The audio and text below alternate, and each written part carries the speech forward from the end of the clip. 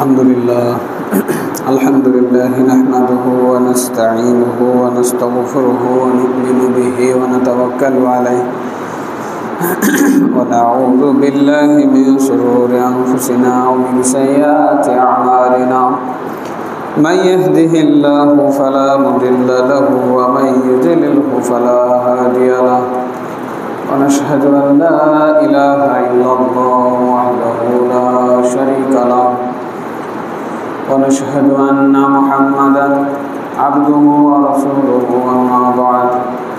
أما بعد فإن خير الحديث كتاب الله وخير الهدى هدى محمد صلى الله عليه وسلم وشر الأمور محدثاتها وكل محدثة بدعة وكل بدعة ضلالة وكل ضلالة في النار.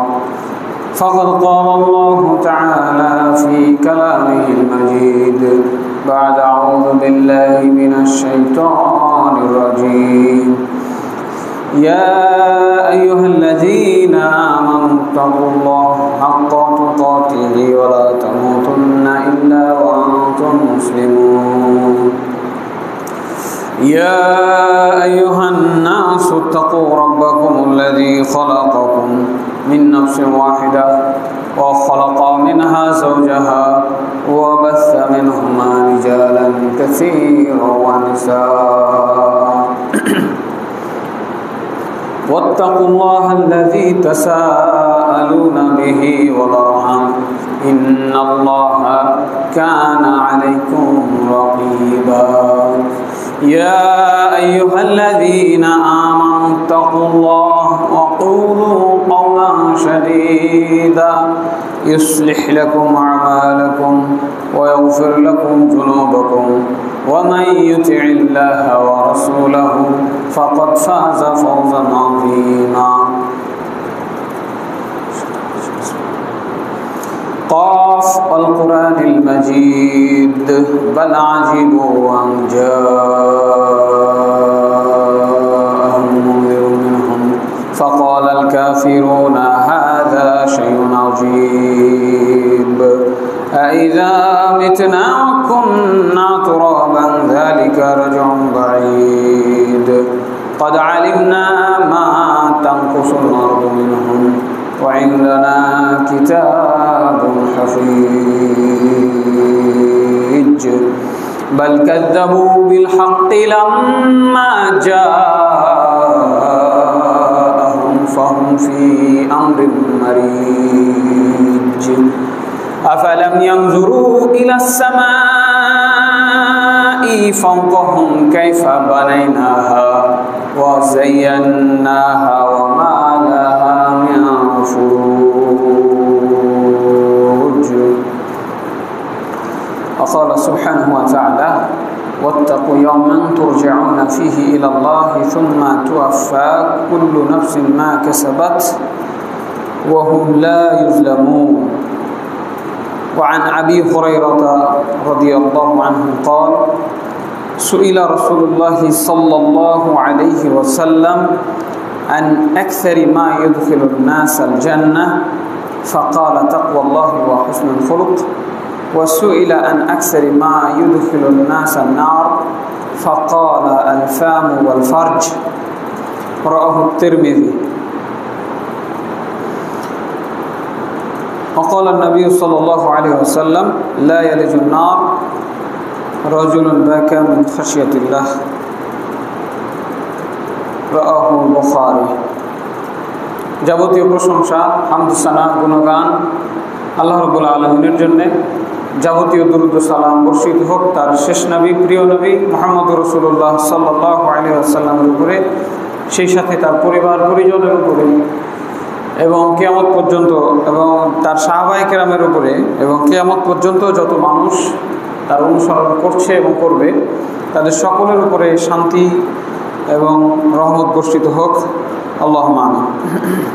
আজকে জুমার খুতবায় আলোচনা বিষয় থাকবে অত্যন্ত গুরুত্বপূর্ণ একটি বিষয়, সেটি হচ্ছে তাকওয়াল্লাহ বা আল্লাহ ভীতি। আল্লাহ ভীতি সম্পর্কে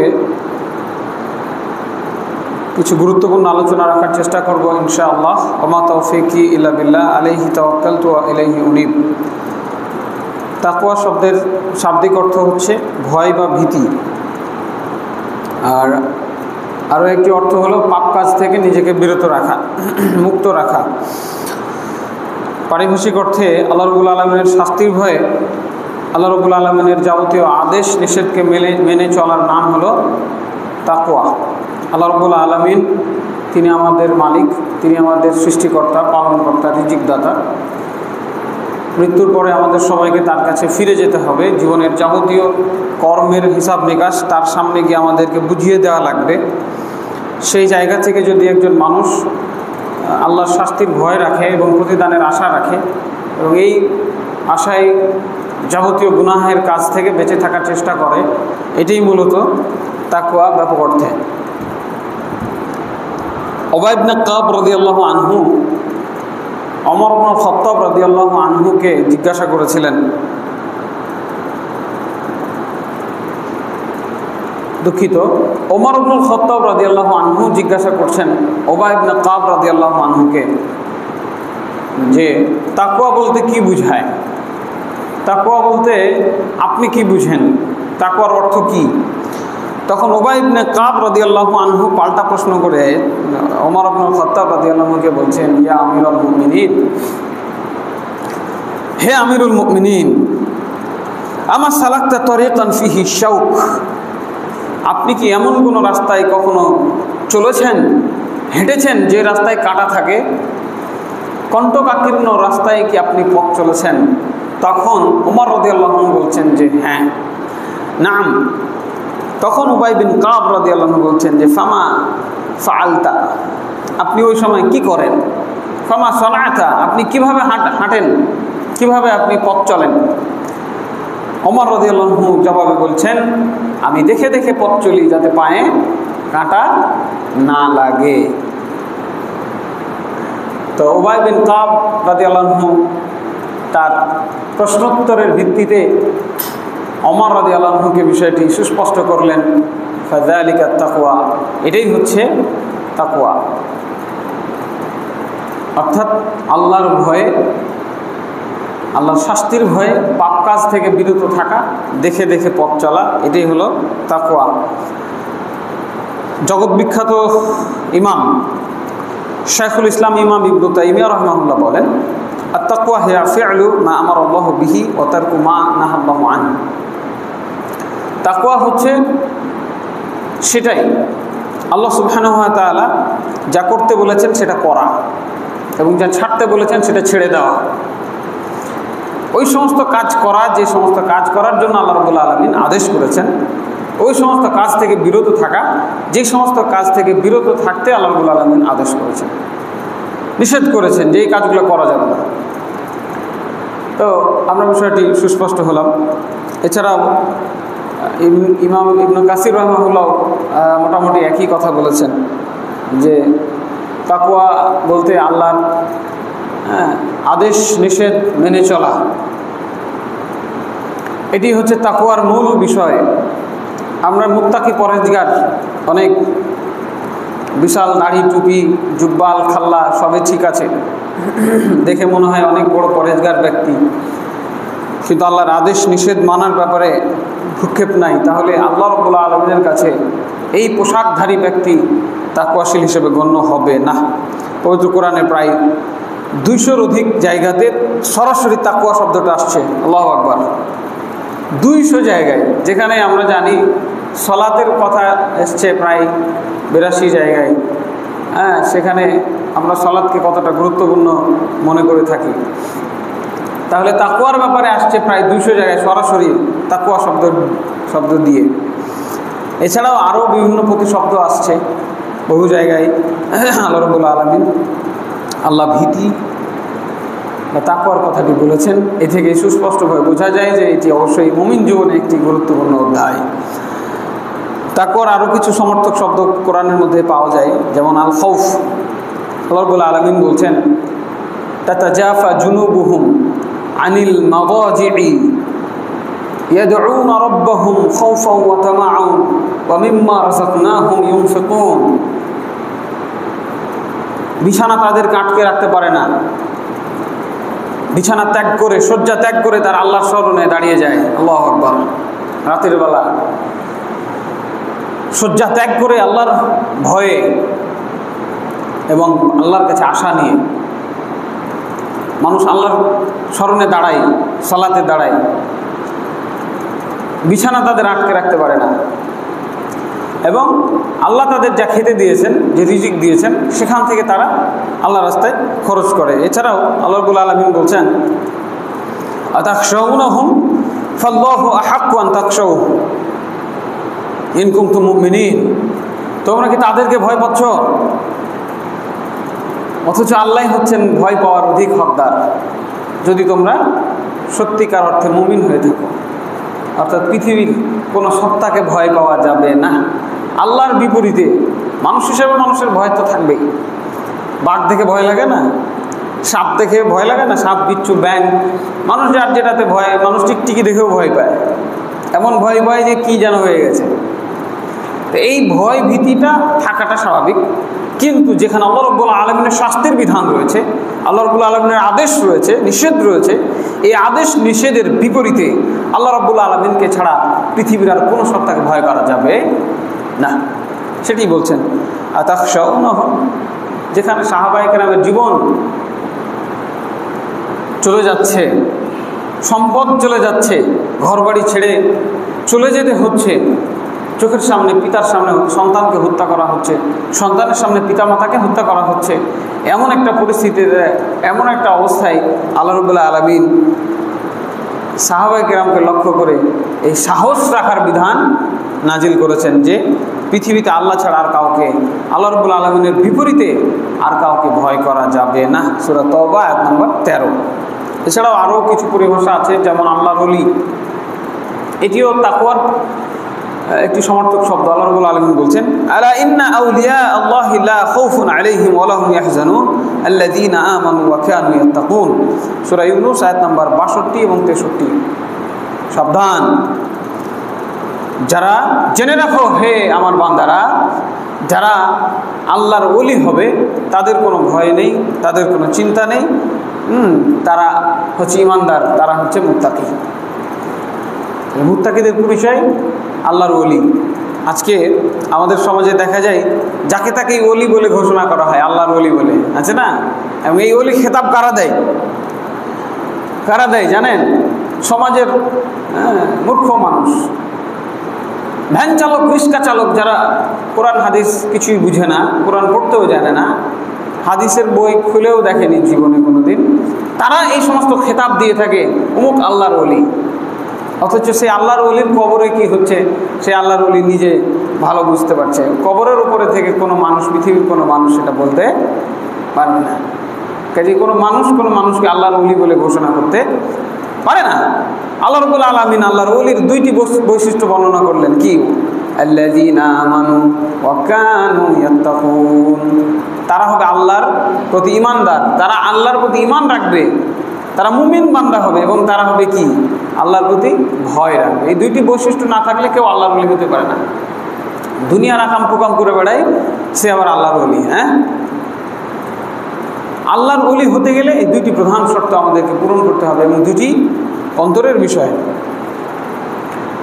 আমার অন্তরের ভেতরে আল্লাহর প্রতি ঈমান আছে কিনা, মুখে স্বীকার করলেই কি ঈমান হয়? হয় না। কাজেই ঈমান একটি অন্তরের বিষয়, তাকওয়াও একটি অন্তরের বিষয়। এই দুইটি বিষয় যারা অর্জন করতে পারবে তারাই হবে আল্লাহর ওলি। এজন্য আল্লাহর ওলি ঘোষণা করার এই অধিকার কোনো মানুষের নাই, বরং আল্লাহর ওলি এই ঘোষণা কে দিবে? আল্লাহ সুবহানাহু ওয়া তাআলা। রাসূল সাল্লাল্লাহু আলাইহি সাল্লামের আশেপাশে থাকা বহু মানুষ, যাদেরকে আমরা সাহাবী বলে চিনি, তারা আল্লাহর রাস্তায় জীবন পর্যন্ত দিয়েছেন। এমত অবস্থায় তাদেরকে জান্নাতি ঘোষণা করা হলে রাসূল সাল্লাল্লাহু আলাইহি সাল্লাম তাদেরকে জাহান্নামী ঘোষণা করেছেন। লা হাওলা ওয়ালা কুওয়াতা ইল্লা বিল্লাহ। বিষয়টি ভাবনার নয়? আল্লাহ রাসূল সাল্লাল্লাহু আলাইহি ওয়াসাল্লামের সাথে থেকে আল্লাহর রাস্তায় জীবন বিসর্জন দেওয়ার পরে তাকে কি ঘোষণা করা হলো? এই লোক জাহান্নামে যাবে। কথা বুঝেননি? এই গল্প আমাদের সবার জানা। কারণ সে অল্প একটা সামান্য জিনিস খেয়ানত করেছিল, সে একটা ছোট্ট ছোট্ট জিনিস, গনিমতের ছোট্ট একটা মাল সম্পদ সে চুরি করেছে। আল্লাহ রাস্তায় জীবন দেওয়ার পরে সে জাহান্নামী, নাউজুবিল্লাহি মিন যালিক। আরও একটি বিষয় আছে, আরও একটি টার্ম আছে as-সালিহিন। রাসূল সাল্লাল্লাহু আলাইহি ওয়াসাল্লাম বলছেন, আবু হুরায়রা রাদিয়াল্লাহু আনহু থেকে বর্ণিত, রাসূল সাল্লাল্লাহু আলাইহি ওয়াসাল্লাম বলেন, আল্লাহ তাআলা বলেছেন, মানে এটি হাদিসে কুদসি, আল্লাহ তাআলার ভাষা, রাসূল সাল্লাল্লাহু আলাইহি ওয়াসাল্লামের ভাষায় বর্ণিত হচ্ছে। তিনি বলছেন, আ'তাদতু লিইবাদিয়া সালিহিন মা লা আইনুন রাআত ওয়ালা উযনুন সামিআত ওয়ালা খাতারা আলা কলবি বসর। আমি আমার সালেহীন বান্দাদের জন্য এমন কিছু সৃষ্টি করে রেখেছি, এমন কিছু প্রস্তুত করে রেখেছি যা কোনো চোখ কোনো দিন দেখে নাই। সুবহানাল্লাহ। মানুষের চোখ যেটা দেখে নাই, মানুষের কান যেটা শুনে নাই, এমন কিছু আমি আল্লাহ রাব্বুল আলামিন আমার বান্দাদের জন্য, সালেহীন বান্দাদের জন্য রেডি করে রেখেছি। ওয়ালা খাতারা আলা কলবি বশর, মানুষের হৃদয় দিয়েও মানুষ কোনোদিন কল্পনা করে নাই। সুবহানাল্লাহ। এরপরে তিনি বলছেন, বাকি যা কিছু তোমরা এই দুনিয়ার ভেতরে প্রাধান্য দিচ্ছ আল্লাহর নিয়ামত, এগুলো সবই মূল্যহীন। আল্লাহ যে নিয়ামত আমাদেরকে দুনিয়াতে দিয়েছেন, এই নিয়ামত রাজি নিয়ে আমরা কতটা ব্যস্ত, রাত দিন আমরা ছুটাছুটি করছি, অথচ রাসূল সাল্লাল্লাহু আলাইহি ওয়াসাল্লাম এই সমস্ত নাজ নিয়ামতকে প্রাধান্য না দিয়ে আখিরাতের সেই আল্লাহ সুবহানাহু ওয়া তাআলা যে নিয়ামত আমাদের জন্য প্রস্তুত করে রেখেছেন, যেই বিষয়ে তিনি আমাদেরকে বলে দিলেন কোনো চোখ কোনো দিন দেখে নাই, কোনো কান কোনো দিন শুনে নাই, কোনো হৃদয় কোনো দিন কল্পনা করে নাই, সেই নিয়ামতকে গুরুত্ব দেওয়া উচিত। রাসূল সাল্লাল্লাহু আলাইহি ওয়াসাল্লাম আমাদেরকে গুরুত্ব দিতে বললেন। সুম্মা ক্বারা, এরপরে তিনি একটি আয়াত পাঠ করলেন পবিত্র কোরআনের আশ-শাজদার ভেতর থেকে, ফালা তা'লামু নাফসুম মা উখফিয়া লাহুম মিন কুররাতি আ'য়ুনিন জাযাআন বিমা কানু ইয়া'মালুন। আল্লাহ সুবহানাহু ওয়া তাআলা কাছাকাছি একই কথাই পবিত্র কোরআনের মধ্যে বলে রেখেছেন, যে কোনো মানুষ জানে না যে তার জন্য কি লুকিয়ে রাখা হয়েছে। বলুন আলহামদুলিল্লাহ। অন্তর জুড়ানো, চক্ষু জুড়ানো কি তাদের জন্য নিয়ামত আমি আল্লাহ রাব্বুল আলামিন লুকিয়ে রেখেছি, যেটা কোনো মানুষ জানে না। পৃথিবীতে তারা যে আমল করেছে, এই আমলের প্রতিদান স্বরূপ তাদেরকে জান্নাতে সেটি দেওয়া হবে। আল্লাহ রাব্বুল আলামিন আমাদেরকে জান্নাতের এই নিয়ামত ভোগ করার তৌফিক দান করেন। আল্লাহুম্মা আমিন। জীবনের যাবতীয় গুনাহ খাতা মাফ করে দিয়ে আমাদেরকে জান্নাতীদের কাতারভুক্ত করে নেন। আল্লাহুম্মা আমিন।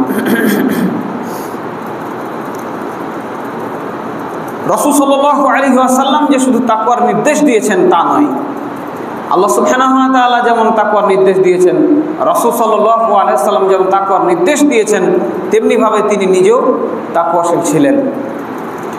আমাদের সমাজে দেখা যায় যারা মানুষকে তাকওয়ার কথা বলে, তাদের নিজেদের মধ্যে তাকওয়ার ঘাটতি চলে আসে। তাই তো আল্লাহ রাব্বুল আলামিন ইহুদিদের সেই খাসলতের কথা পবিত্র কোরআনের মধ্যে বলেছেন, আফাত তা'মুরুনা আন-নাসা বিল বিররি ওয়া তানসাউনা আনফুসাকুম। তোমরা কি মানুষকে শুধু ওয়াজ নসিহত করবে, ভালো কাজ করতে বলবে, ভালো হতে বলবে, তাকওয়াশীল মুত্তাকি পরহেজগার হতে বলবে, আর নিজেদেরকে ভুলে থাকবে? কথা বুঝলেন? এই খাসলত ছিল ইহুদিদের খাসলত। ইহুদিদের খাসলত হচ্ছে তারা মানুষকে ভালো হতে বলতো, নিজেদের খবর তারা রাখতো না, নিজেরা তারা ভালো হতে চাইতো না। রাসূল সাল্লাল্লাহু আলাইহি ওয়াসাল্লামকে সাহাবায়ে কেরাম গিয়ে বলছেন, ইয়া রাসূলুল্লাহ ইন্না লাসনা কা হাইআতিকা ইয়া রাসূলুল্লাহ ইন্নাল্লাহা ক্বাদ গফারা লাকা মা তাকদ্দামা মিন যামবিকা ওয়া মা তাআখার। হে আল্লাহ রাসূল সাল্লাল্লাহু আলাইহি ওয়াসাল্লাম, আপনার তো আর আমাদের সাথে উদাহরণ দেওয়া ঠিক হবে না, আপনার সাথে তো আর আমাদের মিলবে না, আমরা তো আপনাদের মতো হইতে পারবো, আপনার মতো আমরা তো হইতে পারবো না। আপনার আগের পাপ পরের পাপ সব তো মাফ করে দেওয়া হয়েছে। কথা বুঝলেন? বিষয়টা এরকম যে আল্লাহ রাসূল সাল্লাল্লাহু আলাইহি সাল্লামের কোনো পাপ নাই, তার মানে তিনি আল্লাহকে ভয় করেন না, কোনো পরহেজগারিতার প্রয়োজন নাই, পাপ থেকে বেঁচে থাকার প্রয়োজন তার নাই। ভাবখানা এরকম, সাহাবায়ে কেরাম এইভাবে বুঝেছেন। ইয়া রাসূলুল্লাহ, আপনার তো আগের পাপ পরের পাপ সব মাফ হয়ে গেছে, আপনার সাথে তো আর আমাদের তুলনা চলবে না, হিসাব মিলবে না। রাসূল সাল্লাল্লাহু আলাইহি ওয়াসাল্লাম খুব রাগ করলেন। ফায়াগদুবু হাত্তা ইয়ারাফাল গাদাব গাদাবু ফি ওয়াজহিহি, এমন রাগ করলেন যে তার রাগে চেহারা লাল হয়ে গেল, তার রাগ চেহারার মধ্যে ফুটে আসলো। বলো কি তুমি? তিনি রেগে গিয়ে বলছেন, হ্যাঁ, ইন্না আতকাকুম ওয়া আ'লাকুম বিল্লাহি আনা, খবরদার, তোমাদের মধ্যে সব থেকে বেশি আল্লাহকে যে ভয় করে সেই ব্যক্তি হচ্ছে আমি। বলুন সুবহানাল্লাহ। তোমাদের মধ্যে আল্লাহকে সব থেকে বেশি যে জানে, যে চিনে, সেই ব্যক্তি হচ্ছে আমি। কাজে মানুষকে ভালো হতে বলার পাশাপাশি নিজেকেও ভালো হতে হবে। এটি রাসূল সাল্লাল্লাহু আলাইহি সাল্লামের হাদিস থেকে আমরা বুঝতে পারছি। তাকওয়া সবার জন্যই সমানভাবে প্রযোজ্য। রাসূল সাল্লাল্লাহু আলাইহি সাল্লাম আল্লাহকে এত ভয় করতেন, রাত জেগে দাঁড়িয়ে দাঁড়িয়ে সালাত আদায় করতেন, পা ফুলে যেত। হ্যাঁ, সালাতে দাঁড়িয়ে তিনি এমন কান্নাকাটি করতেন, দাড়ি ভিজে, সেই চোখের পানি গড়িয়ে দাড়ি ভিজে জমিনে পড়ে যেত। আমরা জানি না আমরা নেমক হারাম নাফরমান বান্দা, এই অভিজ্ঞতা আমাদের জীবনে কয়দিন হয়েছে। সাহাবা কেরামও পরস্পরকে তাকওয়ার নির্দেশ দিতেন, আল্লাহ ভীতির নির্দেশ দিতেন, মুত্তাকি হওয়ার জন্য পরামর্শ দিতেন। সন্তানদেরকে তারা সেভাবে গড়ে তুলতেন। তাদের অধীনে যারা চাকরি বাকরি করতেন, কাজকর্ম করতেন, তাদেরকেও তারা সবসময় আল্লাহকে ভয় করার কথাটা আগে বলতেন। সর্বক্ষেত্রে আল্লাহকে ভয় করতে হবে, আল্লাহর প্রতি তাকওয়া অবলম্বন করতে হবে। সালাফদের থেকেও আমরা এই ধরনের বহু উদাহরণ পাই। আব্দুল্লাহ ইবনে মুবারক রাহিমাহুল্লাহর গল্প হয়তো আপনারা শুনেছেন। তার পিতা মুবারক রাহিমাহুল্লাহ একটা বাগানে পরিচর্যা করতেন, আপেলের বাগান। একদিন মালিক এসেছেন, তাকে বলছেন যে বাগান থেকে একটা আপেল নিয়ে আসো, আমি খাবো। তিনি নিয়ে আসলেন। হ্যাঁ, আপেল কি কমলার বাগান সম্ভবত। তো ফল নিয়ে আসা হলো, তিনি খেলেন, পছন্দ হলো না। তিনি বললেন যে এটা ভালো লাগছে না, আরেকটা নিয়ে আসো। আরেকটা নিয়ে আসলেন, এটাও ভালো লাগছে না, আরেকটা নিয়ে আসো। আরেকটা নিয়ে আসলেন, এটাও ভালো লাগছে না। তো তিনি কিছুটা বিরক্ত হয়ে বললেন, তুমি এতদিন থেকে বাগানে কাজ করছো, তো কোন ফলটা বেশি খেতে ভালো লাগবে তুমি এটা জানো না? তুমি কী নিয়ে আসছো এগুলো বারবার? তো মুবারক রাহিমাহুল্লাহ তিনি বলছেন যে আপনি তো আমাকে বাগানের পরিচর্যা করার দায়িত্ব দিয়েছেন, ফল খাওয়ার তো অনুমতি দেন নাই। হ্যাঁ, আল্লাহু আকবার। ফল খায় নাই কোনো দিন। এই ছিল তার তাকওয়া, আল্লাহ ভীতি। মালিকের অনুমতি ছাড়া ফল খাবে না। কি অবস্থা আমাদের! লা হাওলা ওয়ালা কুওয়াতা ইল্লা বিল্লাহ। তো সেই বাগানের মালিক বুঝতে পারলেন যে এই লোক তাকওয়াবান ছেলে, যুবক ছিলেন তখন। তো তিনি তার মেয়ের সাথে তার বিয়ে দিয়ে দিলেন। আল্লাহু আকবার। এবং এই নেককার ব্যক্তির ওরসে জন্ম লাভ করলেন বিখ্যাত মনীষী আব্দুল্লাহ ইবনে মুবারক রাহিমাহুল্লাহ।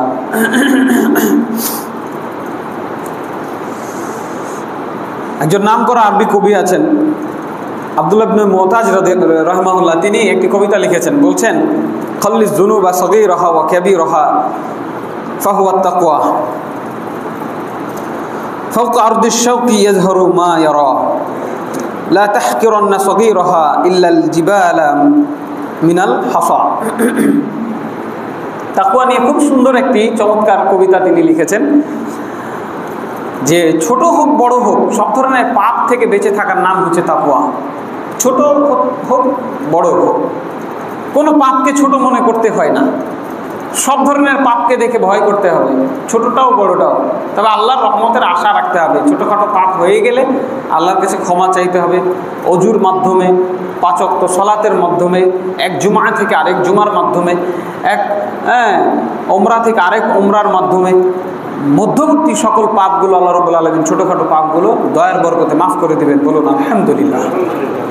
এরপরেও আমাদেরকে চেষ্টা করতে হবে যেন আমরা ছোট ছোট পাপ থেকেও বেঁচে থাকার চেষ্টা করি, তাহলে বড় পাপগুলো থেকেও আমরা বাঁচতে পারবো। এরপরে তিনি কি বলছেন যে কাঁটাযুক্ত রাস্তায় আমরা ঠিক যেভাবে দেখে দেখে পথ চলি, ছোট পাপকে ছোট মনে করতে নাই। কারণ ওই যে পাহাড়, বিশাল পাহাড় তৈরি হয়েছে ছোট ছোট কণা দিয়েই কিন্তু সেটি তৈরি হয়েছে। ঠিক আছে, কাজেই আমাদের ছোট ছোট পাপগুলো আমাদের হৃদয়ে রেখাপাত করবে, আস্তে আস্তে আমাদের কল্প কালো হয়ে যাবে এবং আমাদের বড় পাপগুলো আর আমাদের কাছে বড় মনে হবে না, বড় পাপগুলোও তখন ছোট পাপ মনে হবে। দেখছি না আমাদের সমাজে সুদের মতো জঘন্য একটি বড় পাপ এখন মানুষ ছোট পাপ হিসেবে দেখছে। জেনা ব্যভিচারের মতো বড় বড় হারাম কাজগুলো মানুষ এগুলোকে প্রকাশ্যে করছে, বাদ্যযন্ত্র প্রকাশ্যে বাজাচ্ছে। এগুলো কীভাবে হয়েছে? ওই যে ছোটোখাটো পাপ থেকে মুক্ত না থাকার কারণে। এবারে আসুন তাকওয়া, মুত্তাকি ব্যক্তি কিভাবে আমরা বুঝবো, চিনবো যে আমি তাকওয়াবান হয়েছি কিনা, আমার মধ্যে মুত্তাকির গুণাবলী এসেছে কিনা। একজন পরহেজগার ব্যক্তির সার্টিফিকেট আরেকজন ব্যক্তি দিতে পারবে না। একজন ব্যক্তি নিজেকে সার্টিফিকেট দিতে পারবে যে আমি তাকওয়াবান কি তাকওয়াবান নই, আমি কি পরহেজগার নাকি পাপাচারী। এই সার্টিফিকেট নিজেকে দিতে পারবেন এই বিষয়গুলো যদি জানা থাকে। অন্যের তাকওয়া মাপতে যাওয়ার কোনো দরকার নাই। কে কতটুকু তাকওয়াবান তার হিসাব সেই দিবে। একজন ব্যভিচারিণী মহিলা একটা কুকুরকে পানি পান করানোর মাধ্যমে জান্নাতে চলে গেল, তার মানে তার তাকওয়া আল্লাহই ভালো জানতেন। আমরা তার তাকওয়া সম্পর্কে বাইরে থেকে কি বিচার করতে পারবো? একজন ব্যভিচারিণী, তার কি তাকওয়া আছে? তাকওয়াবান ব্যক্তি মহিলা কি কখনো ব্যভিচারিণী হইতে পারে? এমন ব্যভিচারিণী যাকে বাগী বলা হয় কোরআনের ভাষায়, অর্থের বিনিময়ে যারা পতিতাবৃত্তি করে থাকে, তার কি তাকওয়া আছে? বাইরে থেকে দেখা যায়। অথচ আল্লাহ রাব্বুল আলামিন তাকে ক্ষমা করে জান্নাত দিলেন। বলুন আলহামদুলিল্লাহ। আল্লাহ রাব্বুল আলামিন বলছেন, ইন্নাল্লাযীনা তাকাউ ইযা মাসসাহুম তাঈফুম মিনাশ শাইতান তাযাক্কারু ফাইযা হুম মুবসিরুন। বড় লক্ষণ এটি, সূরা আরাফের 201 নম্বর আয়াত, যে যারা তাকওয়াশীল ব্যক্তি হবে, তাকওয়াবান ব্যক্তি হবে, শয়তানের কোন একটি দল যদি তার সাথে মিলিত হতে চায়, তাকে কোনো শয়তানি কাজের জন্য উদ্বুদ্ধ করতে চায়, খারাপ কাজে প্ররোচিত করতে চায়, তাহলে ওই সময় সে আল্লাহকে স্মরণ করে, সাথে সাথে তার মুখে আল্লাহর নাম আসবে, নাউজুবিল্লাহ, সুবহানাল্লাহ, আল্লাহু আকবার, লা হাওলা ওয়ালা কুওয়াতা ইল্লা বিল্লাহ, ইন্না লিল্লাহি ওয়া ইন্না ইলাইহি রাজিউন, আল্লাহু আকবার। কথা বুঝে গেল? যদি তাকওয়াবান ব্যক্তি হয়ে থাকে, যে কোনো সময় শয়তান তাকে আক্রমণ করলে তার মুখ দিয়ে আল্লাহর কথা বের হবে, আল্লাহ রাব্বুল আলামিনের কথা উচ্চারিত হবে এবং সে কি হবে? সতর্ক হয়ে যাবে, তার বিবেকের দুয়ার খুলে যাবে। হারাম কাজ দেখে যদি আপনার বিবেকের দুয়ার তালাবদ্ধ থেকে যায়, হারাম কাজে লিপ্ত হয়ে যদি আপনার বিবেক আল্লাহকে স্মরণ না করতে পারে, তাহলে বুঝবেন আপনার মধ্যে তাকওয়ার ছিটে ফাটা নাই হয়ে গেছে। তাকওয়া আপনার মধ্যে থেকে, আমার মধ্যে থেকে হারিয়ে গেছে। আল্লাহ রাব্বুল আলামিন আমাদেরকে এই আয়াতটি বুঝার তৌফিক দান করেন, আল্লাহুম্মা আমিন। মুত্তাকি হওয়ার তৌফিক দান করেন, আল্লাহুম্মা আমিন। আরও কিছু গুণাবলী আল্লাহ রাব্বুল আলামিন সূরা বাকারার শুরুর দিকে বলেছেন, যালিকাল কিতাবু লা রাইবা ফীহি হুদাল লিল মুত্তাকিন। এই কিতাব, এটি হচ্ছে এমন একটি কিতাব যাতে কোনো সন্দেহ নাই, যেটি মুত্তাকিদের জন্য পথ প্রদর্শক। আল্লাযীনা ইউমিনুনা বিল গায়বি ওয়া ইয়াকিমুনাস সালাতা ওয়া মিম্মা রাযাকনাহুম ইউনফিকুন। কয়েকটি বৈশিষ্ট্য। 1 নম্বর, ইমানদার হতে হবে, আল্লাহকে বিশ্বাস করতে হবে, আখিরাতে বিশ্বাস করতে হবে, ফেরেশতায় বিশ্বাস করতে হবে, জান্নাত জাহান্নামে বিশ্বাস করতে হবে, তাকদীরে বিশ্বাস করতে হবে। ইমানদার, এবং আল্লাহ যে রিজিক দিয়েছেন সেই রিজিক থেকে আল্লাহর রাস্তায় ব্যয় করতে হবে, দান সাদাকা করতে হবে বেশি বেশি। বেশি বেশি দান সাদাকা যারা করে তারা আল্লাহকে ভয় পায়, আল্লাহর শাস্তি থেকে বাঁচার জন্য তারা দান করে বেশি বেশি।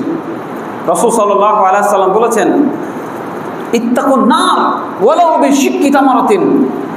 কত টাকা দান করছেন বিষয়টি গুরুত্বপূর্ণ নয়, দান করছেন এই বিষয়টি হচ্ছে গুরুত্বপূর্ণ। রাসূল সাল্লাল্লাহু আলাইহি ওয়াসাল্লাম সেটিই বললেন, জাহান্নাম থেকে বাঁচার চেষ্টা করো, আল্লাহকে ভয় করো, আল্লাহর আগুনকে ভয় করো, জাহান্নাম থেকে বাঁচার চেষ্টা করো, অর্ধেক খেজুর দিয়ে হলেও। সুবহানাল্লাহ, অর্ধেক খেজুরও আপনাকে আমাকে জাহান্নামের লেলিহান আগুন থেকে বাঁচাতে সক্ষম।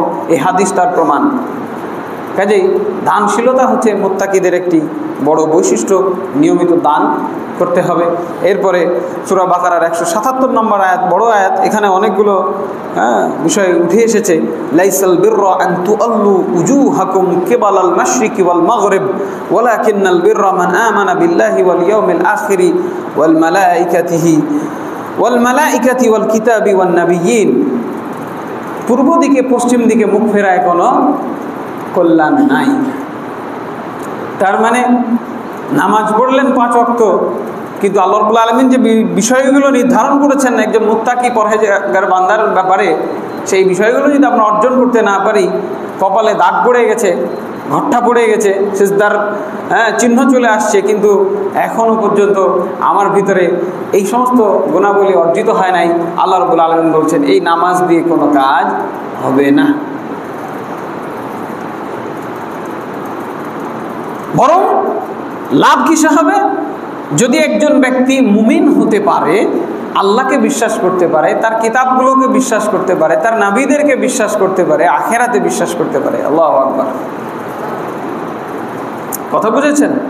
যদি ঈমান ঠিক না থাকে, যদি ঈমানের বিষয়গুলো সম্পর্কে সম্যক জ্ঞান অর্জন করতে না পারেন, শুধু নামাজ পড়লেন, মসজিদে আসলেন, ওই কাঠঠোকরার মতো ঠোকর ঠোকর করে সিজদা করে চলে গেলেন, উঠলেন আর বসলেন, যোগ ব্যায়াম করলেন, এগুলো আপনার ব্যায়াম হলো, কিন্তু এগুলো দিয়ে কোনো নেকি হাসিল হবে না।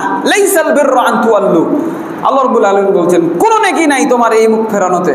আল্লাহর দিকে মুখ ফেরাইতে গেলে আগে বুঝে সুঝে ইমানদার হইতে হবে, আল্লাহর শক্তি সম্পর্কে জানতে হবে, আল্লাহর ক্ষমতা সম্পর্কে জানতে হবে, আল্লাহর শাস্তি সম্পর্কে জানতে হবে, আল্লাহর দয়া, আল্লাহর পুরস্কার সম্পর্কে জানতে হবে, এবং বিশ্বাস করতে হবে যে হ্যাঁ আল্লাহ রাব্বুল আলামিন আছেন, তিনি আমাকে শাস্তি দিতে পারেন, তিনি আমাকে ক্ষমা করে জান্নাতে দিতে পারেন। আল্লাহ রাব্বুল আলামিন আমাদেরকে পূর্ণাঙ্গ মুমিন হওয়ার তৌফিক দান করেন, আল্লাহুম্মা আমিন। এরপরে তিনি বলছেন ওয়া আতাল মালা আলা হুব্বিহি যাওয়িল কুরবা ওয়াল ইয়াতামা ওয়াল মাসাকিন ওয়া ইবনাস সাবিল ওয়াসাইলিনা ওয়া ফির রিকাব। আরও কিছু দায়িত্ব আল্লাহ রাব্বুল আলামিন চাপিয়ে দিলেন। তারা তাদের মাল থেকে আল্লাহর ভালোবাসা পাওয়ার জন্য, আল্লাহর ভালোবাসায় তারা তাদের মাল সম্পদ থেকে খরচ করে। কোথায় খরচ করবেন?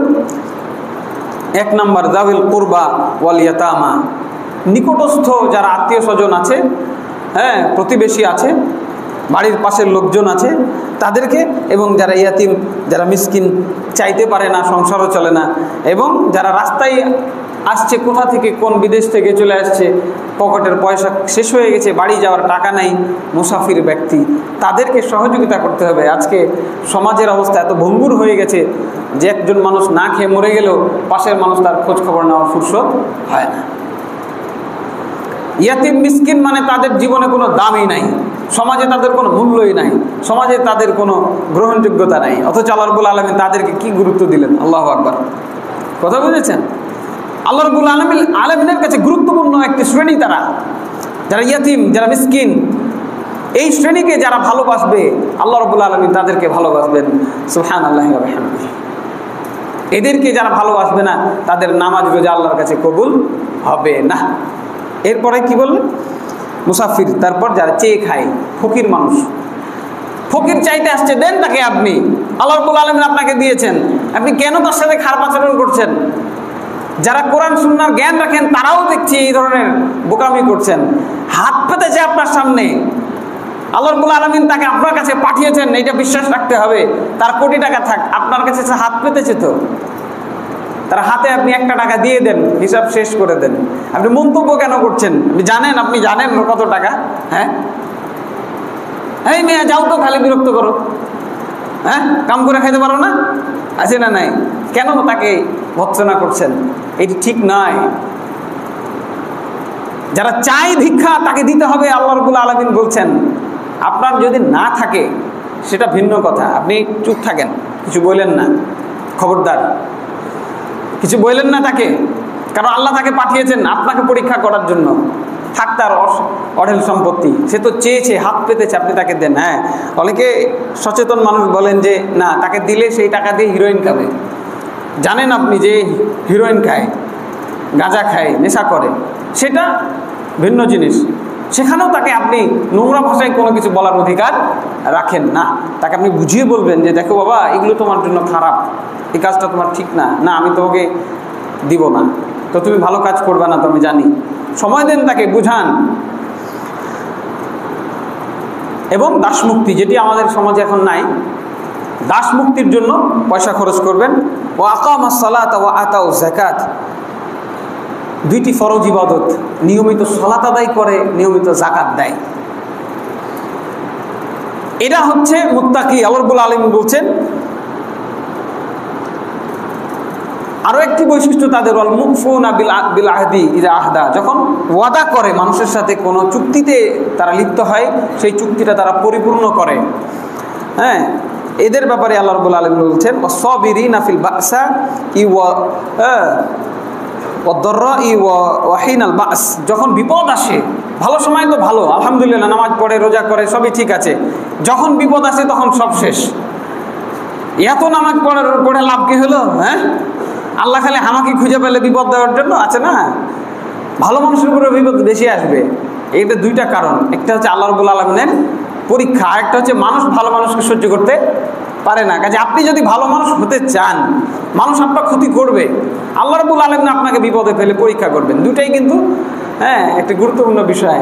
কাজেই মুত্তাকিদের এটি আরও একটি বৈশিষ্ট্য, বিপদ যখন আসবে তখন আরও বেশি আল্লাহকে স্মরণ করবে, আল্লাহকে আরও বেশি ভয় পাবে, যে হয়তো আল্লাহ রাব্বুল আলামিন আমার উপরে নারাজ হয়েছেন, এই জন্য আল্লাহ রাব্বুল আলামিন আমাকে এই বিপদে ফেলেছেন।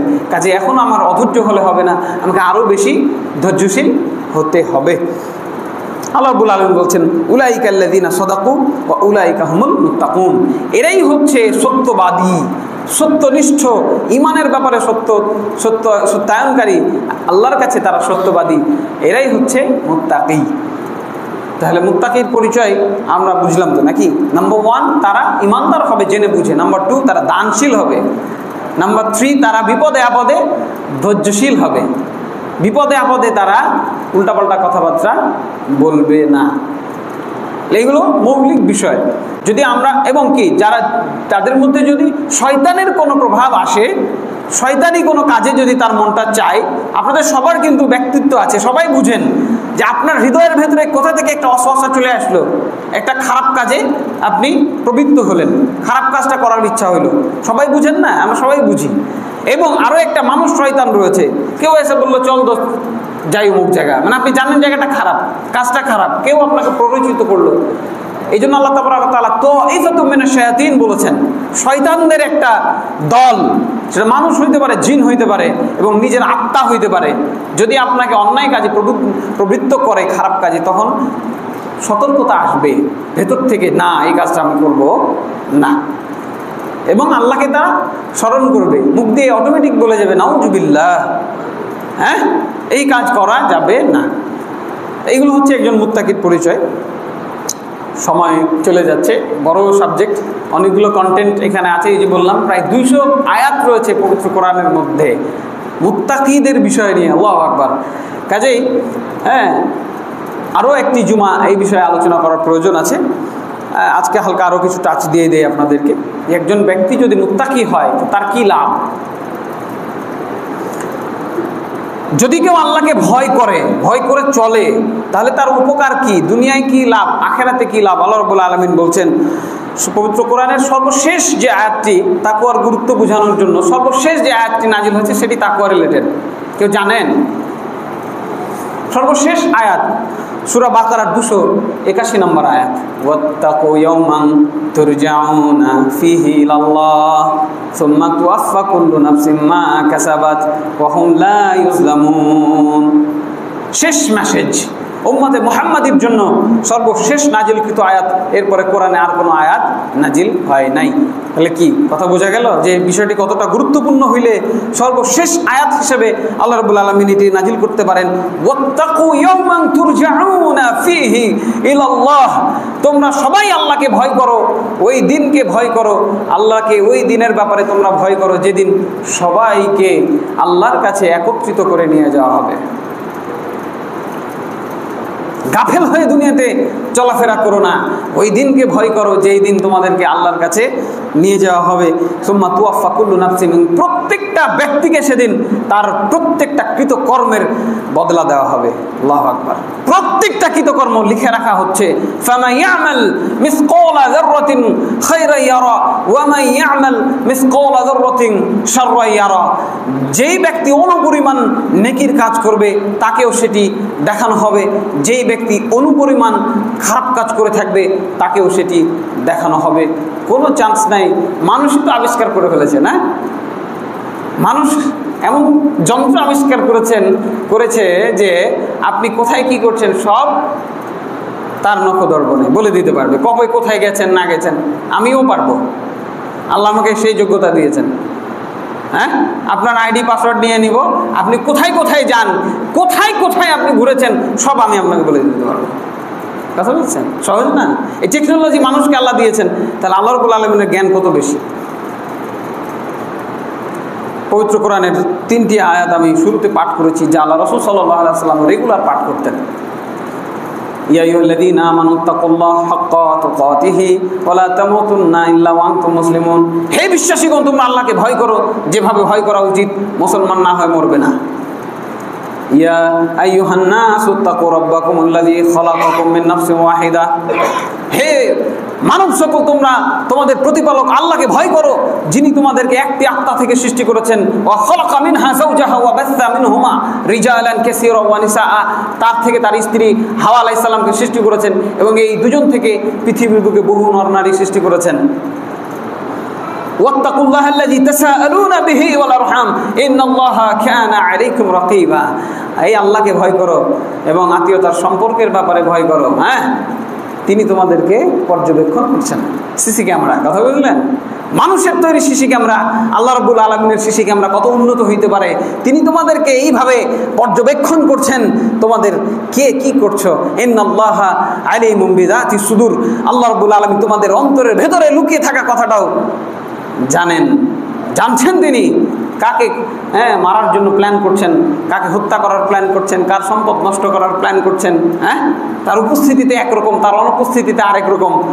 আল্লাহর কাছ থেকে কোনো বান্দা অনুপস্থিত হতে পারে না। কথা বললে, মানুষ কি মালিক থাকলে একরকম আচরণ হয়ে যায় না, আর মালিক নাই তখন আরেক রকম আচরণ হয় কি হয় না, যারা কাজ করে আমাদের অধীনে। ইবনে মুবারক রাহিমাহুল্লাহর গল্প তো শুনালাম, কি গাছের ফল খেয়ে দেখেন নাই, কারণ অনুমতি নাই, তো মালিক তো অনুমতি দেয় নাই যে তুমি আমার গাছের পরিচর্যা করবা, ফল খাবা। কথা বুঝলেন? এই হচ্ছে তাকওয়া। এই মুত্তাকিদেরকে আল্লাহ রাব্বুল আলামিন কি বলছেন? ভয় করো তোমরা। এটি এত গুরুত্বপূর্ণ বিষয় যে সর্বশেষ আয়াত হিসেবে আল্লাহ রাব্বুল আলামিন এটি রেখে দিয়েছেন। এরপরে তা কোনো মানুষের সাথে যে যা আমল করছেন তাই তাকে দেওয়া হবে, তার সাথে কোনো জুলুম করা হবে না, কারোর সাথে জুলুম করা হবে না। আপনার পিতার অপরাধের জন্য আপনার পিতা শাস্তি পাবে, আপনার অপরাধের জন্য আপনি শাস্তি পাবেন। কথা বুঝতেছেন? এরপরে আল্লাহ রাব্বুল আলামিন আখিরাতের যে পাথেয়, আমরা কোথাও গেলে পাথেয় অর্জন করি না, পকেটে টাকা নেই, হ্যাঁ, ফার্স্ট এড বক্স নেই, হয়তো হাত পা কোথাও কেটে গেলে সেখানে একটা টেপ লাগাবো, ওইগুলো নেই, হ্যাঁ, ওষুধপত্র নিয়ে যাই। কথা বুঝেন? এগুলো পাথেয়। কোথাও গেলে মানুষ এগুলো সাথে রাখে, একটা ব্যাগ রাখে।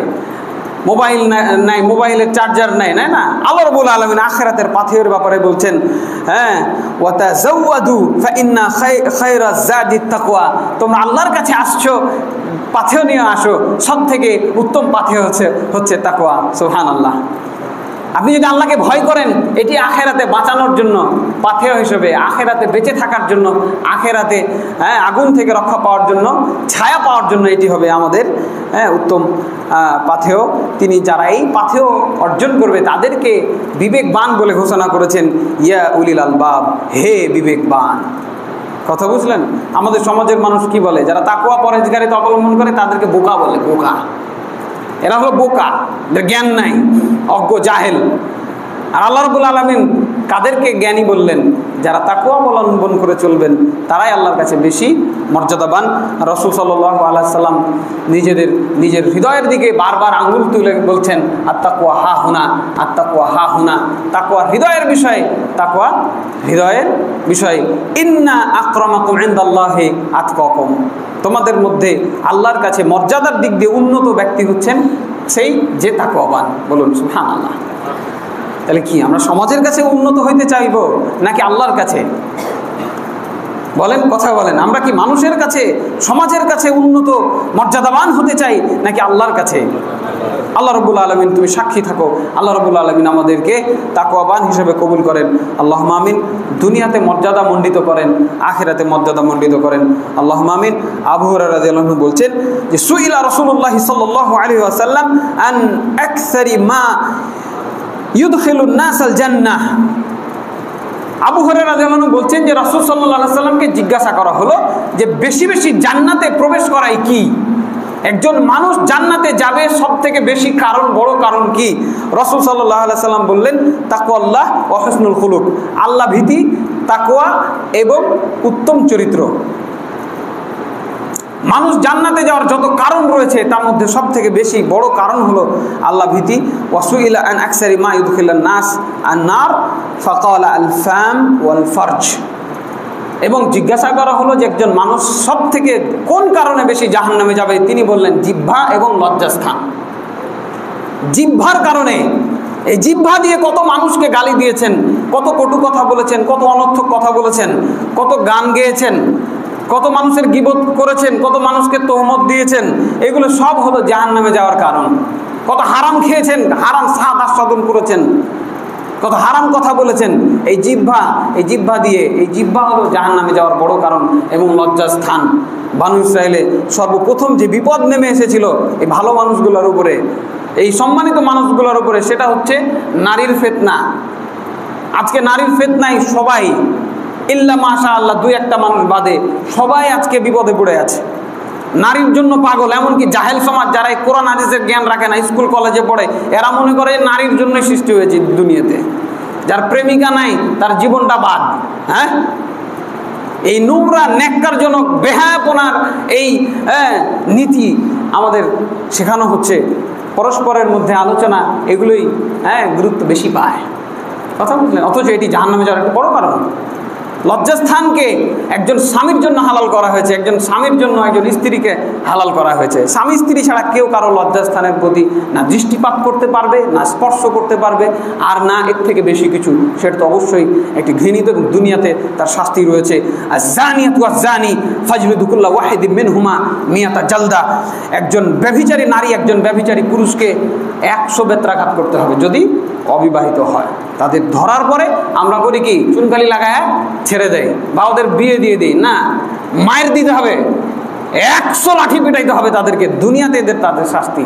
যারা এই শাস্তির বিধান বাস্তবায়ন করে না তাদেরকে আল্লাহর দরবারে গিয়ে কঠোর শাস্তির সম্মুখীন হতে হবে।